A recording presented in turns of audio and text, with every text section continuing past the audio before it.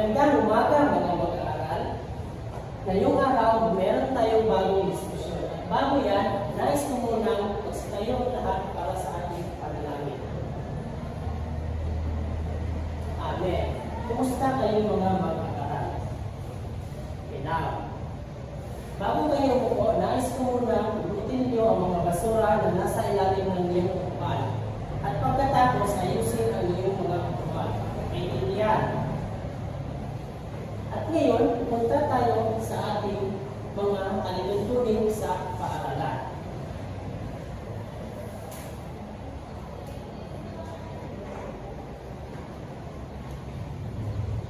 Nais niyo po ba basahin ang ating mga alituntunin?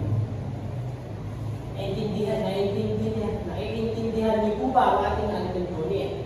Ito po ay gabay ninyo habang tayo ay patungo sa ating diskusyon ngayong araw. Bago tayo pupunta sa ating diskusyon, nais ko munang malaman kung ano ang inyong nakaraang aralin. Bruno, maaari mo bang tumayo? Tama. Ang ating nakaraang aralin ay tumutukoy sa mga likas na yaman sa rehiyon ng Asya. Okay. Tama, ang ating nakaraang aralin ay tumutukoy sa mga likas na yaman sa Asya. At ito ay merong anong likas na yaman ng Asya. Ulit, tayo ulit. Tama, ito ay tumutukoy sa mga bilang at ito. Okay, may katanungan pa ba, Marquis? Tanong ni Marquis kung gaano daw ba nakakatulong sa pamumuhay ng mga Asyano ang mga likas na yaman na ito. Ang sagot ni John Marquis, nakakatulong ito dahil ito ay nagbibigay pang kabuhayan sa mga tao at magaganda ito ng ekonomiya. Naintindihan pa lahat mga mag-aaral? Ngayon, patungo na tayo sa ating unang aktibidad.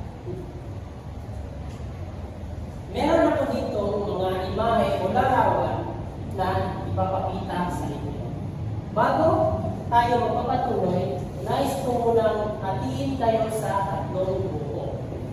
Sa kanluran, unang pangkat, sa kanan, dalawang pangkat, at sa gitna ang pangatlong pangkat. Makinig sa panuto mga mag-aaral. Panuto. Unang panuto ay nais kong tukuyin ninyo kung anong pangkat mo ito at saan ito makikita. Naintindihan mo ba? At ngayon, tatawag ako ng isang estudyante at nais kong sagutin ito. Tumayo ka, anong pangkat etniko? Tama, ito ay pangkat etniko na tinatawag na Han Chinese. At saan ito matatagpuan, Bruno? Tama, matatagpuan ito sa Silangang Asya. At ito naman, Rudy, anong pangkat etniko ito?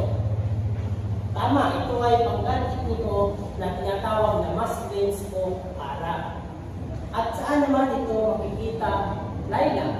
Makita yung Laila? Tama, ito ay makikita sa kanlurang Asya. Mabuti mga mag-aaral, mukhang may kaalaman kayo sa ating diskusyon araw-araw. At ang sumusunod na imay ay ito. Tumayo ka ulit, Laila. Anong pangkat etniko ito at saan ito makikita?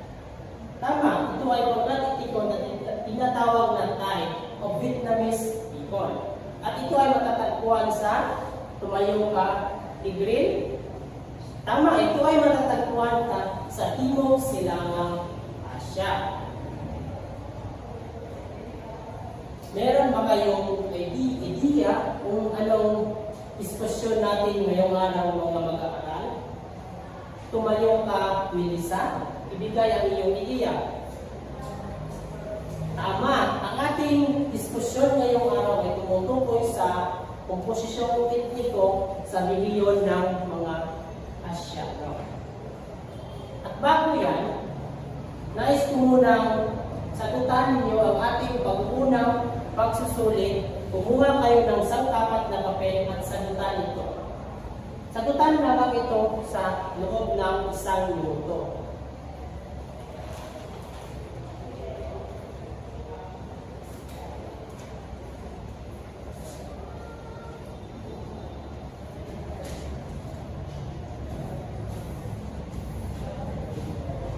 Sagutan na ito. Tapos na? Tapos na. At ipasa ang inyong mga papel pasulong at huwag tumayo. Dahil dyan, punta na tayo sa ating diskusyon.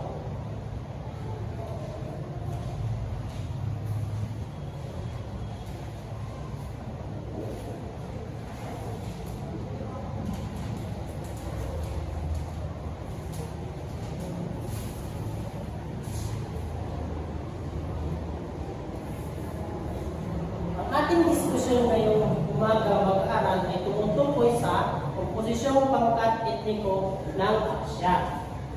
At ngayong araw, ako ay magtatanong kung ano nga ba ang pangkat etniko. Yes, Tyla?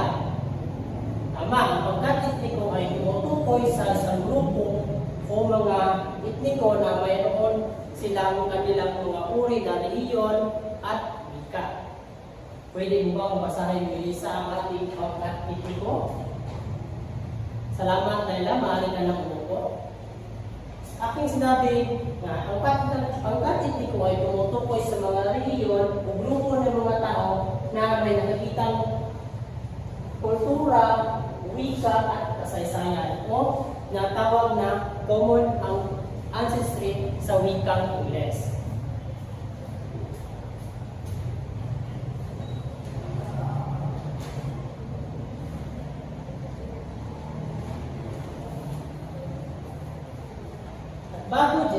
Bago tayo dumako sa ating malalim na diskusyon, meron muna ako ditong layunin na maaaring gabay ninyo sa ating paglalakbay patungo sa ating diskusyon.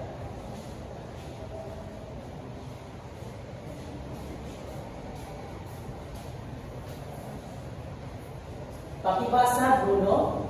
Tumayo ka po, Bruno. Okay, salamat. Maaari ka lang umupo. Ang ating layunin ay una is magbibigay ng kanugan sa etniko at atin na itong naibigay. Pangalawa, na ilalahan ang mga komposisyong etniko ng mga relihiyon ng Asya at atin niyang talakayin ngayong oras. At ang panghuli, ipakita ang interes at sa atin makita ng aktibong pakikilahok sa mga pagkatang aktibidad. Tayo na ay magpapatuloy sa aming diskusyon.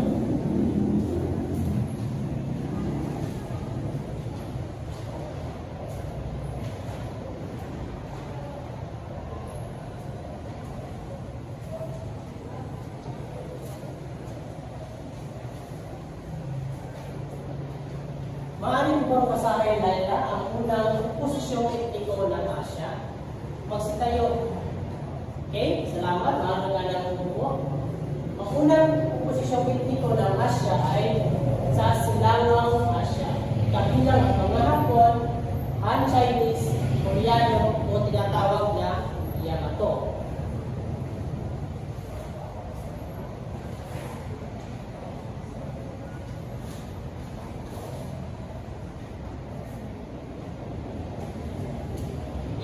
Ang imareng ito ay sila ay pangkat etniko na nabibilang sa Silangang Asya. Sila ay tinatawag na Han Chinese o sila ay nakapaloob sa Silangang Asya.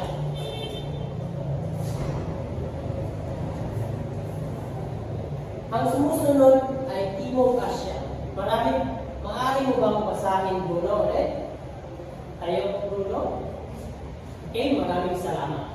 Timog Asya. Dito matatagpuan ang mga Indo-Aryan at Dravidian kasama ang Binjali o Punjabi. Ang Binjali o Punjabi, sila po ay mga tao na nakapaglilang sa bansang India. At ito po ang larawan na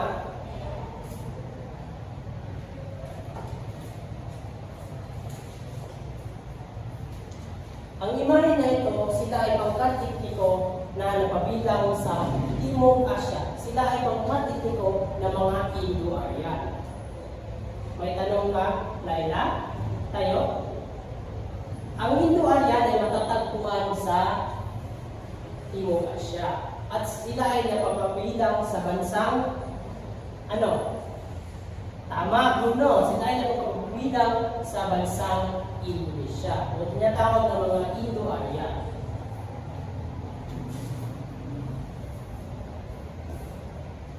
At ang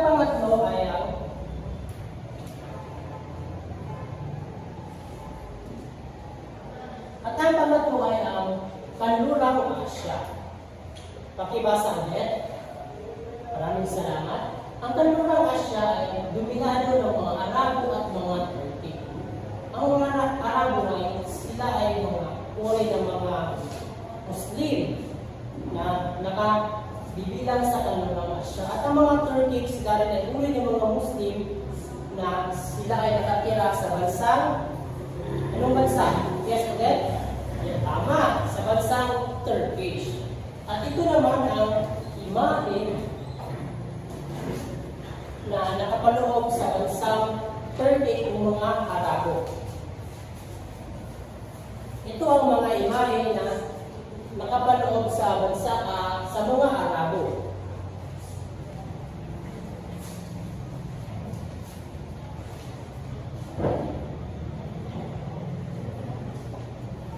Naintindihan po ba mga mag-aaral? Kung sa ganon, tayo ay magpapatuloy. Ang pang-apat ay ang posisyon etniko ng Asya na matatagpuan sa Timog Silangang Asya. Pakibasa ulit. Yeah. Maraming salamat. Naglalaman ng Austronesian at tinatawag ng Austrasistic na grupo tulad ng mga Malay, Thai at Khmer. Ang Malay ay matatagpuan sa bansang Asya o sila ay mga tinatawag na mga Malayo na rehiyon. At ang Khmer naman sa bansang Asya rin. Ang Thai sila ay matatagpuan sa bansang Thailand. At ito naman ang imahe na nagre-representa ng mga Thai. Sa nakikita niyo, ito ang imahe na nagre-representa sa Timog Silangang Asya ng pangkat relihiyong etniko. May tanong ka, Bruno? Saan ba matatagpuan ito? Ito ay matatagpuan sa Timog Silangang Asya. Naintindihan? Okay, tayo ay magpapatuloy.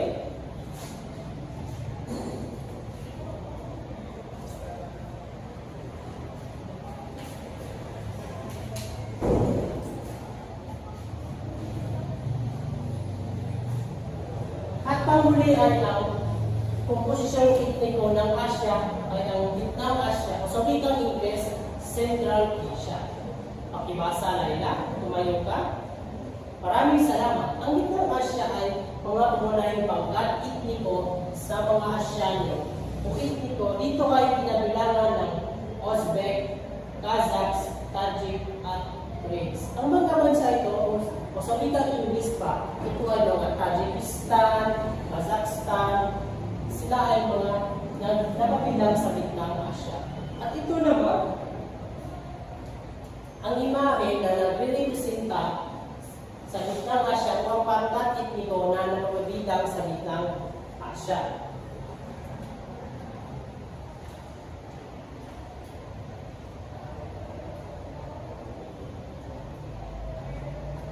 Naintindihan ko ba mga mag-aaral ang ating diskusyon?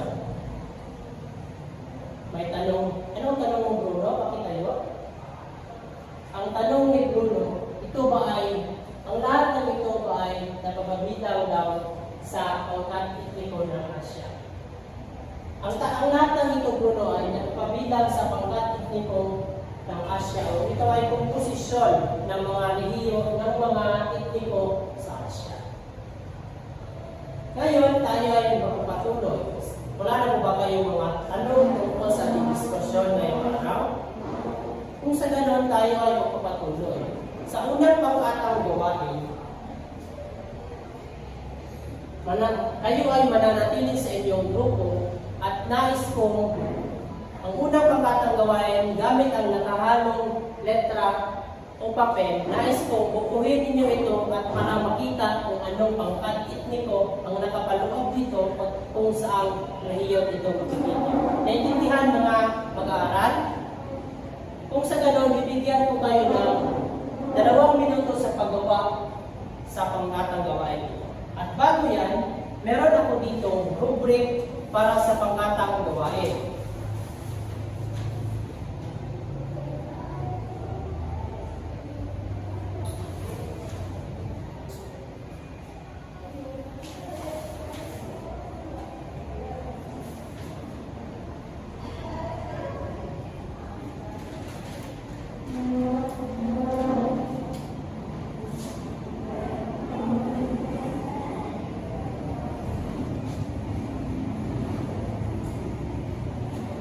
Bago kayo magpatuloy sa inyong pangkatang gawain, maaari nyo itong gamitin para batayan sa iyong mga pangkatang gawain.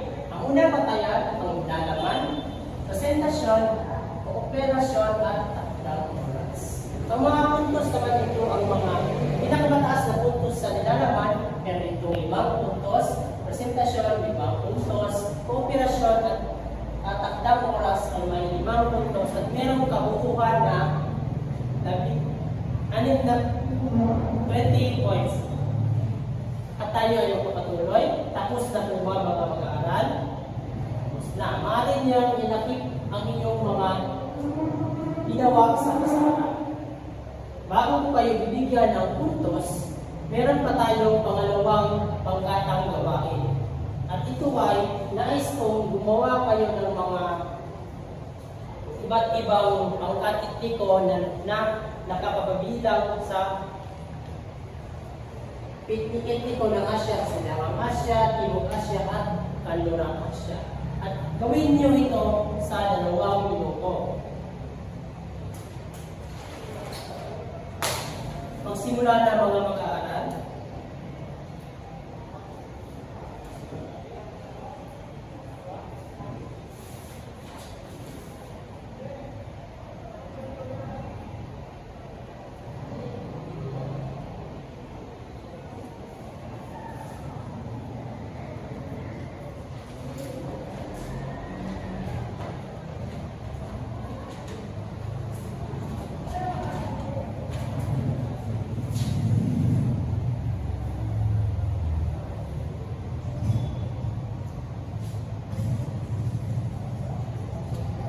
Tapos na po ba pag-aaral ang iyong pangalawang pangkatang gawain? Kung tapos na, maaari niyong ilakip ito sa pisahan at sa kaliwa, ibigyan ko na ng mga nakasaad na puntos.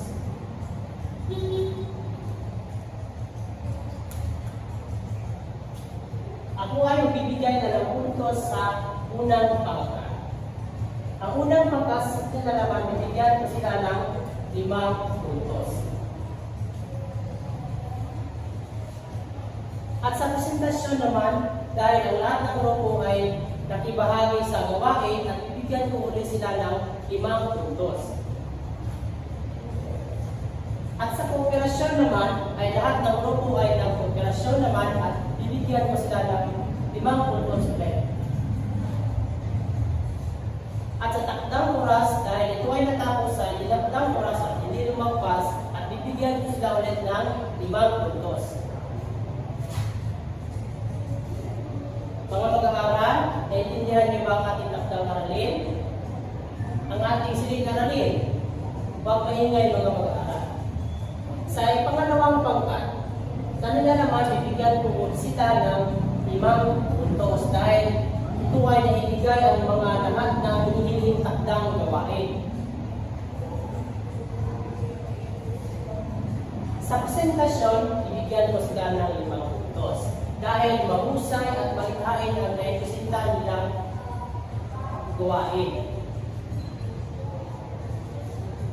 Sa kooperasyon naman, bibigyan ko sila ng 5 puntos dahil lahat ng grupo ay nag-kooperasyon sa pangkatang gawain. 5 puntos. Sa takdang oras, bibigyan ko sila ng 5 puntos dahil natapos ito sa takdang oras at hindi ito lumagpas sa takdang oras. 5 puntos. At pangatlong pangkat o panghuling pangkat, sa nilalaman, bibigyan ko sila ng 5 puntos dahil naibigay ang buong husay at hinihinging paksa nito. 5 puntos. Sa presentasyon, bibigyan ko sila ng 5 puntos ulit dahil naibigay ang buong husay at malikhain ang naipresenta nilang pangkatang gawain. Sa kooperasyon, bibigyan ko ulit sila ng 5 puntos dahil ito ay gumawa ng kooperasyon sa lahat ng grupo. At sa takdang oras, ibigyan ko ulit sila ng 5 puntos dahil sila ay nakagawa ng pangkatang gawain sa loob ng itinakdang oras at hindi ito lumagpas. 5. At para sa kabuuan naman, ang unang pangkat ay nakakuha ng perfect na puntos.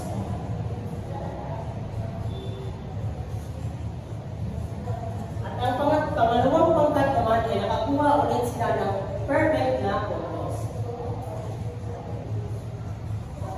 At ang panghuling pangkat o pangatlong pangkat naman ay nakakuha ulit sila ng perfect na puntos. Mga mag-aaral, palakpakan po natin ang iyong mga sarili. Dahil sa iyong mga pakikinig sa ating diskusyon, kayo ay nakakuha ng perfect na puntos sa ating pangkatang gawain. At bago yan, wala na ba kayong tanong sa ating diskusyon sa ating mga gawain? Wala na. Tayo ay magpapatuloy. Meron akong mga tanong sa inyong mga mag-aaral. Bago tayo lumako sa ating susunod na gawain, may tanong ako. Bilang isang estudyante, paano mo ba mapapahalagahan ang mga iba't ibang etniko dito sa Asia? Yes, Bruno, ay tumayo. Tama. Sabi ni Bruno, mapapahalagahan niya lang ito dahil sa kanyang pagbibigay respeto sa iba't ibang pangkat dito sa Asia. Tama. Tama si Bruno. Udet, maaari kang tumayo. Sabi naman ni Udet, mapapahalagahan niya lang ito dahil siya ay nakikibahagi sa kanyang pangkat etniko sa ibang pangkat. Tama ba ideya, Udet? At pangalawang tanong, ito ba ay nakaka-apekto sa ating pangkat etniko dahil meron tayong iba't ibang pangkat etniko? Ito ba ay nakaka-apekto sa ating pamumuhay, sa ating pang-araw-araw na gawain? Tumayo ka uli ang iyong sagot. Ano po?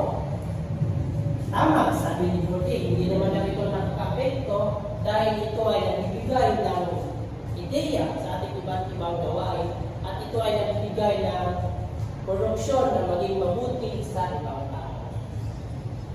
Maraming salamat mga mag-aaral. Nalaman ko na mayroon tayong nakuhang aralin sa ating diskusyon ngayon. At ang panghuling tanong, ano ang pangkat etniko ng mga lugar sa Asia? Udet?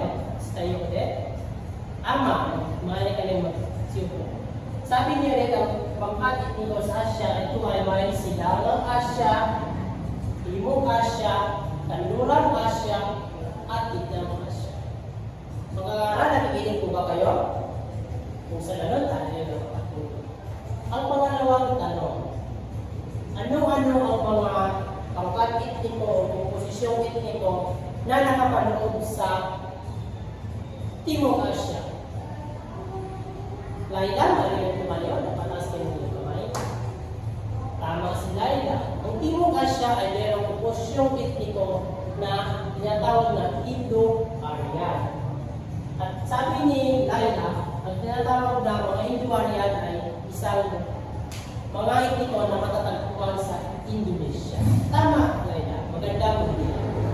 At pangatlong tanong, ano ang mga pangkat etniko na nakapaloob sa Silangang Asia? Bruno? Mas tayo Bruno? Tama, sabi ni Bruno, ang matatagpuan sa Silangang Asia ay ang Chinese. At ito ay isang mga Rudy. Tumayong Rudy, ano yung ideya? Ito ay matatagpuan sa bansang China. Ngayon mga bata, wala na ba kayong katanungan sa ating diskusyon? Dahil dyan, tayo ay dumako sa ating pagsusuri. Dahil dyan, tatanggalin ko muna ang iyong nakasaad ng mga puntos.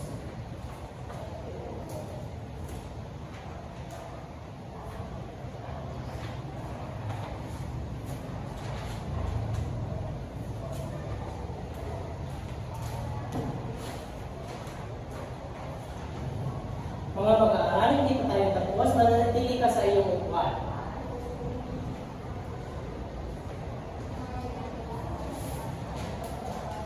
Kumuha ulit ng sangkapat na papel at bibigyan ko kayo ng 1 minuto para sagutan ang mga sumusunod na question.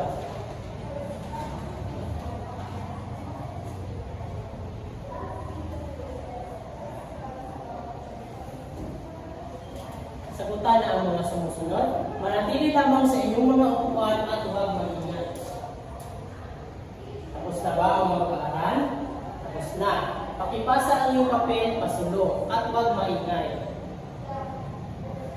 Ngayon mga mag-aaral, bago tayo magtapos sa ating diskusyon ngayong araw, nais ko kayong bigyan ng takdang aralin. Para ganun naman, mas mapalawak ang iyong ideya sa komposisyong tekniko sa rehiyon ng mga Asya.